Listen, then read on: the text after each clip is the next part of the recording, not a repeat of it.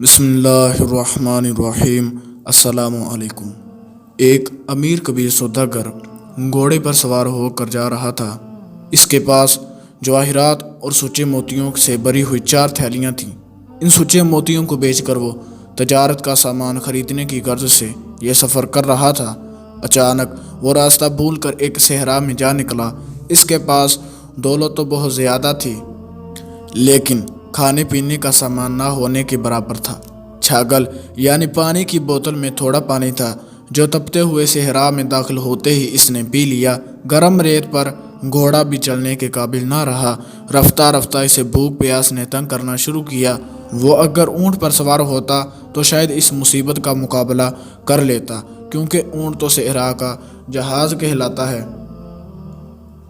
گھوڑا صحرا کی ریت پر گر کر تڑپنے لگا تو سوداگر تھیلیوں کو سنبھال کر پیدل ہی چل نکلا۔ تھوڑی دوری سے ایک کانٹوں والی بہت بڑی جھاڑی دکھائی دی۔ سوداگر اس کے سائے میں بیٹھ گیا۔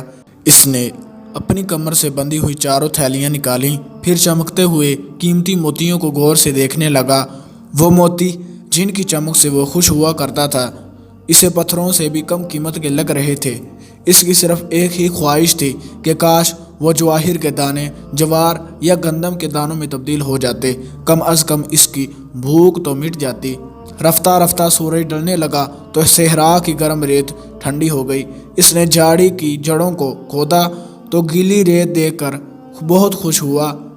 گیلی جڑوں کو چوس کر اس نے اپنی پیاس بجھانے کی کوشش کی۔ اب بھوک نے اس کا برا حال کر دیا۔ رات ختم ہوئی تو اس نے سورج سر پر آنے سے پہلے صحرا سے نکل جانے کا ارادہ کیا، لیکن وہ صحرا اتنا بڑا تھا کہ سوداگر چلتے چلتے تھک کر چور ہو گیا، مگر صحرا ختم ہونے کا نام ہی نہیں لے رہا تھا۔ دھوپ میں تیزی آئی تو جواہرات کی تھیلیاں اسے بڑی بوجھل محسوس ہونے لگیں۔ اس نے 4 تھیلیوں کو غور سے دیکھا، پھر سب سے بڑی تھیلی نکارا بوجھ کی طرح ریت پر پھینک دی۔ اسے تھوڑا سا دکھ ضرور ہوا، لیکن موتیوں کو وہ چونکہ کھا نہیں سکتا تھا، لہذا اس وقت وہ کسی کام کے نہیں تھے۔ تھوڑی دور جا کر اس نے دوسری تھیلی سے بھی نجات حاصل کر لی۔ اس طرح اس نے 4 تھیلیوں کو صحرا میں پھینک کر اپنا بوجھ ہلکا کر لیا۔ آخری تھیلی پھینکتے ہوئے اسے ذرا بھی دکھ نہ ہوا، اس لیے کہ اس کی بھوک اسے پاگل کیے جا رہی تھی۔ وہ بار بار ایک ہی فکرہ دہرا رہا تھا، جواہر کے دانوں سے جوار کے دانے بہتر ہوتے ہیں۔ بھوک اور پیاس کی شدت سے جب وہ مرنے کے قریب ہو گیا تو اس کی آنکھوں میں آنسو آ گئے۔ اس نے بڑی عاجزی سے خدا کے حضور دعا کی، اے میرے رب، اے میرے خدا، تو ان جواہرات کی 4 تھیلیوں کے بدلے مجھے صرف 1 تھیلی چنوں کی عطا کر دے، تاکہ بھوک کے اس عذاب سے میری جان چھوٹ جائے۔ کہتے ہیں سچے دل سے مانگی ہوئی دعا ضرور قبول ہوتی ہے۔ سوداگر کو تھوڑی دور درختوں کا ایک جھنڈ دکھائی دیا۔ یہ ایک چھوٹا سا نخلستان تھا جو صحرا میں زندگی کی ضمانت سمجھا جاتا ہے۔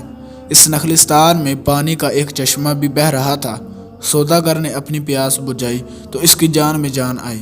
تھوڑی دیر بعد اس کی بھوک اور زیادہ چمک اٹھی۔ اچانک اسے بالکل ویسی ہی تھیلی نظر آئی جیسی اس نے سب سے پہلے صحرا میں پھینکی تھی۔ اسے اپنی آنکھوں پر یقین نہیں آ رہا تھا۔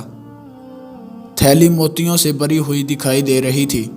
اس نے کانپتے ہوئے ہاتھوں سے تھیلی کو کھولا۔ ایک بار پھر اس نے عاجزی سے خدا سے دعا کی، یا اللہ، اس تھیلی میں اگر سچے موتی ہیں تو ان کو بنے ہوئے چنوں میں بدل دے۔ اس کی خوشی کا کوئی ٹھکانہ نہ رہا جب اس نے دیکھا کہ تھیلی بنے ہوئے چنوں اور جوار کے دانوں سے بھری ہوئی ہے۔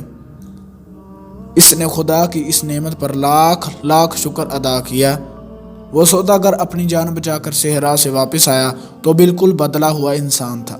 یہ واقعہ وہ اپنے دوستوں کو سناتا اور کہتا کہ امیر سے امیر اور غریب سے غریب انسان میں صرف ایک وقت کی روٹی کا فرق ہوتا ہے، لہٰذا دولت کی ہوس میں انسان کو کوئی غلط کام نہیں کرنا چاہیے۔